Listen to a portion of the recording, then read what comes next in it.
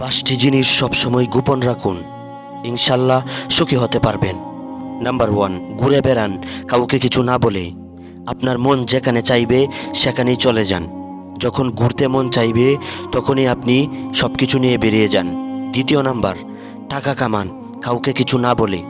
টাকা কামাতে যা যা লাগে সব কিছুই করেন।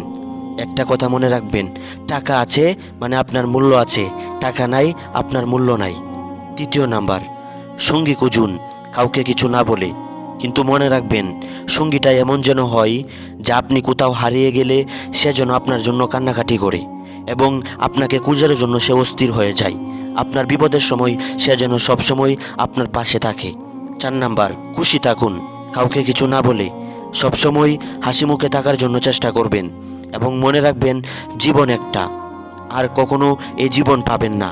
তাই সবসময় সুখে থাকুন এবং সুখে থাকার জন্য বিভিন্ন কৌশল অবলম্বন করুন। সবসময় হাসি মুখে সবার সাথে কথা বলুন।